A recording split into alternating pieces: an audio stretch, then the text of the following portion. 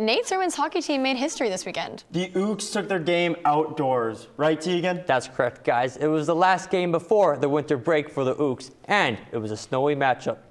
Talking about matchups, a local MMA fighter with a score to settle is itching in anticipation for his big fight. The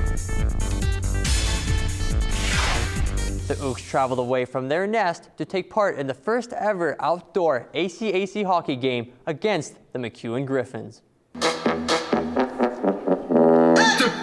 A large crowd gathered at the outdoor rink in Fallon, which is about an hour south of Edmonton, to watch the two teams battle it out in the elements. Prior to the game, the rink crew spent over 10 hours every day during the week shaping and maintaining the ice surface. But they couldn't keep the snow away, making it difficult for both teams to score until Ooks assistant captain Megan LeBlanc scored with 7.1 seconds left in double overtime. The experience, the feel for, you feel like you're at like an outdoor classic, right? This is ACAC hockey. We're not in the NHL or anything like that, but I think this is something that not a lot of girls get to experience in their career. Definitely glad that I got to be one of those girls. These teams won't meet again until the beginning of February, where they will be playing in a warmer venue. The Edmonton Oil Kings took on the Moose Jaw Warriors at Rogers Place as they look to end a 3-game losing skid. The Oil Kings, wearing green and black, came into the game with a home record of 6-4. They hope to improve upon that record as they played against the Warriors, whom have an away record of 6-2. Just halfway through the first period, the Oil Kings looked to capitalize on Warriors left winger Caden Taphorn's holding penalty, and they would as he scored in less than 10 seconds into the man advantage. Skipping ahead to the halfway point of the second frame, the Kings coughed up the puck in the offensive zone, allowing Warriors player Tristan Lang to lead an odd man rush. He takes a wrist shot that is saved, but the loose puck is buried by Braden Tracy, knotting the game up at 1.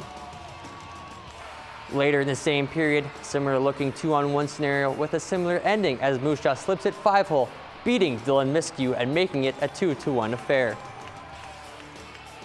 Despite the Kings having multiple scoring chances throughout the third period, the Warriors would net another goal and finish the game victorious as they took it to the tune of 3-1.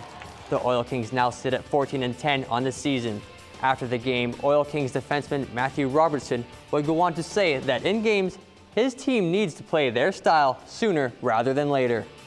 Yeah, for sure. Yeah, he played good. Credits to him, but we just got to find a way to put the puck in the net.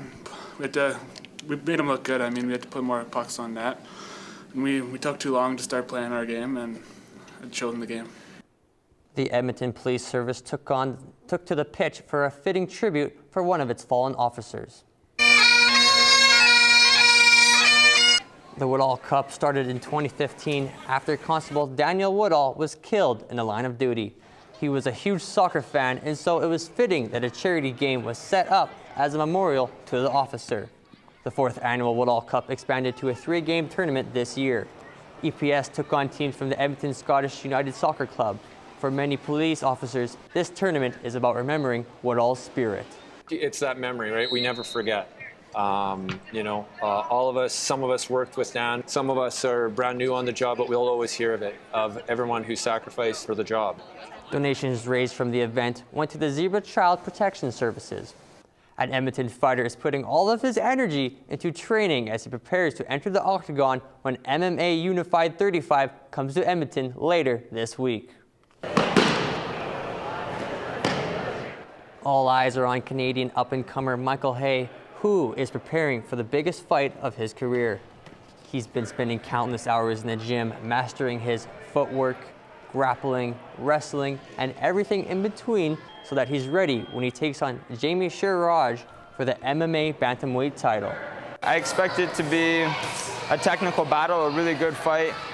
Both me and my opponent are no slouches. We're both serious in the game, so it's not like one of those fights where you show up and one guy's a killer and the other guy's there to be killed. The title fight takes place on Friday at the River Cree Resort and Casino. If you wanted to go to the event, it's unfortunately sold out.